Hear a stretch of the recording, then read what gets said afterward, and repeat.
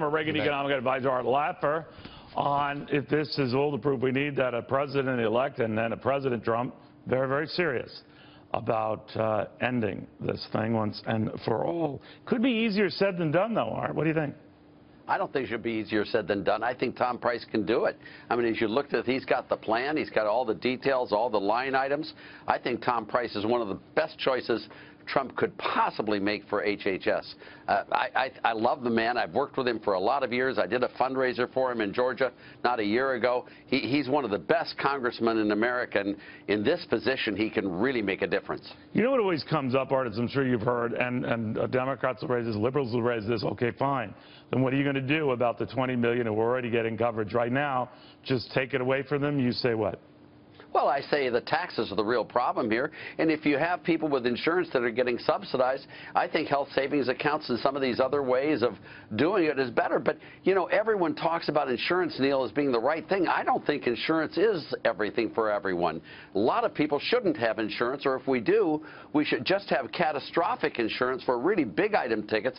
But you shouldn't be insured for your annual physical checkup for minor things. That's not where insurance should be. Insurance should be for literally insurable events that are really catastrophic.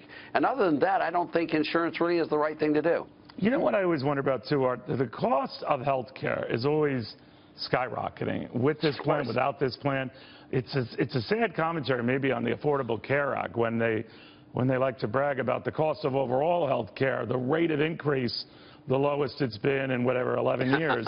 I mean, that is your bragging point. It is still going up. So how do Republicans counter that they can at least freeze that, slow that, maybe even reverse that? Well, but the real thing is when you subsidize a product, obviously the sellers of that product are going to take a lot of that gain in higher prices. That's why tuition prices are so high. Exactly. It's because of student loans. It's exactly why health care costs are going on.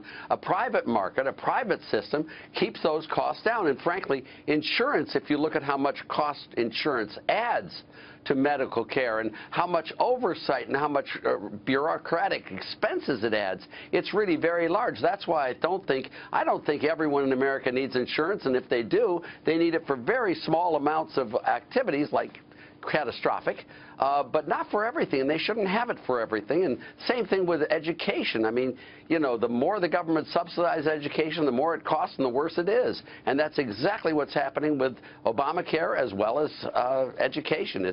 It's a tragedy. We're destroying a lot of our country with these programs. You know, well, I have you, Rod. I mean, there is talk that they might have to push back some of the individual tax cuts to make way and room for other initiatives in the first 100 days of the Trump administration. I think that would be a bad idea because you only have a brief window to do this. But what do you think? Yeah, I think it would be a very bad idea. You know, there's nothing like slowing down the economy to make something affordable not. It makes no sense whatsoever. The problem with our country is that we need economic growth to be able to afford a lot of these programs, a lot of these things we want to do. Infrastructure spending, defense spending, a lot of these programs are important. But what we did with Reagan is we cut the tax rates, got the economy growing first, and then with this increased output, employment, production, and the surplus, we could then use those resources to really make a difference in our defense and in our infrastructure in the U.S. And that's the way you should go. And you shouldn't cut social programs in the first couple of years because, very seriously, Neil, a school lunch program is a necessity when both parents are unemployed. When both parents have good, high-paying jobs, a school lunch program is a luxury. Then you can cut it. But you shouldn't cut the social programs first. And frankly, we can afford to wait a little bit on some of the defense spending, some of the infrastructure spending that we really need to get the economy growing, and that requires tax rate reductions, period. You've got to make work more attractive. I like the thinking behind that, but do some of these things when the economy picks up to warrant doing them. But all right, Art, thank you. Very good seeing you again, my friend. Neil, they're very good seeing you. Thank you, Neil.